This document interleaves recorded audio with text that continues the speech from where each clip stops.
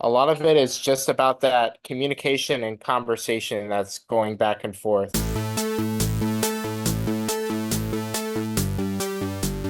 Everyone, welcome back to the Pineapple Improv Show. I'm your host, Mike Brown, and today we are talking understanding the needs of your client. Coming with me today, all the way from Brooklyn, New York, is Patrick Golden. Patrick, how the heck are you? It's great to be here. Happy to be alive. We survived 2024. We're in uncharted territory now. 2025. Let's do it. Uncharted territory indeed. Patrick, can you tell us a little bit about yourself? Who do you work for? What is it exactly that you do? So I freelance full time in the Big Apple, and I work with a group of clients who I provide digital marketing services for, anything from content marketing to video editing to SEO strategy, you name it. I'm there to help them out with it. So, in digital marketing, what are the biggest challenges that you face? The industry is always evolving, and it means you have to learn at a breathtaking pace and be willing to adapt to change 100% of the time because last week's trends are not this week's trends, so you really need to stay on course. Is it fair to say that the expectations of your clients might be a little unrealistic? And if so, how do you deal with that? Yeah, that's a great question. I feel like a lot of the job of managing clients is not just providing the service, but also providing the relationship as well. So I think it's informing clients and as well as creating a constant communication channel because you're the digital marketing expert. The client's not going to know, how long it's going to take for a video to go viral or how long it's going to take for something to show up at the top of search results when you search up a keyword. I think it involves educating the person you work with and really engaging in dialogue to make sure that you're always on the same page as each other. So, what is it about improv that has helped you adapt to those situations? Yeah, I think improv in a lot of ways is a back and forth dynamic, especially in the workplace when you're having these business conversations and relationships with clients. A lot of it is just about that communication and conversation that's going back and forth. And I think you just have to learn how to adapt to your client's needs and realize that you might have a set structure in place for how you like to work with everyone, but that structure should be a bit malleable because different clients are going to have different asks and different needs. And I think ultimately, if you're flexible with how you manage your service, then I think that's going to make you a better marketer at the end of the day because you'll be able to handle a wider range of clientele.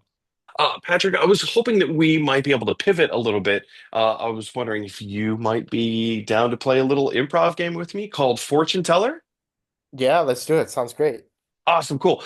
So here's how the game works. I am coming to you to get my fortune read, but you are going to have to call upon the mystical spirits to help you read your crystal ball, which means I am going to be pantomiming to try help you understand what my good fortune is.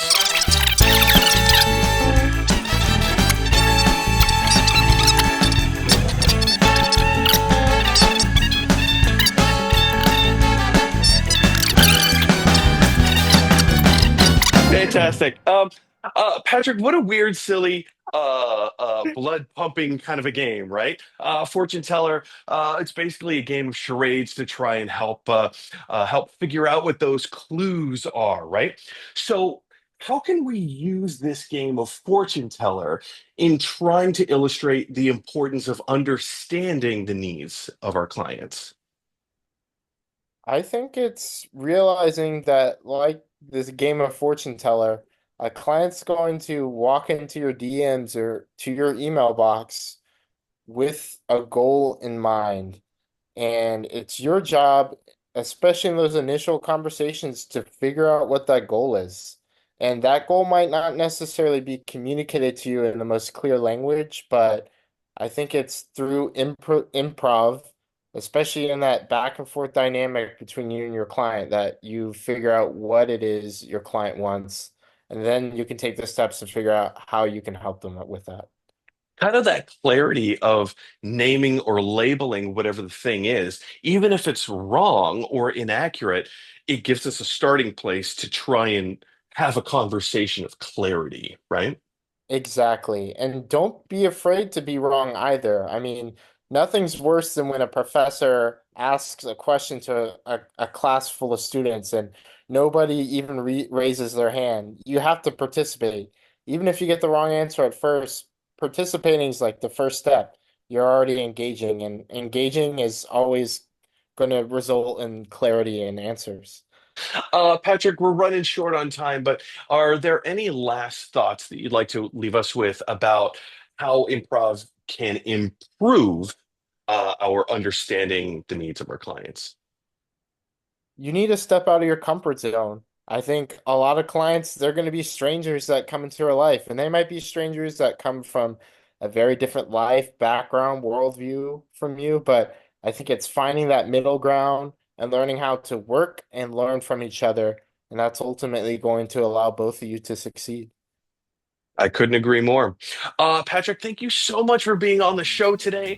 Thank you for your expertise and your insight. Again, folks, if you want to find any more information as to how to bring improv into your workplace, go ahead and visit pineappleimprov.com. The Pineapple Improv Show debuts on LinkedIn every Wednesday at noon Eastern Standard Time.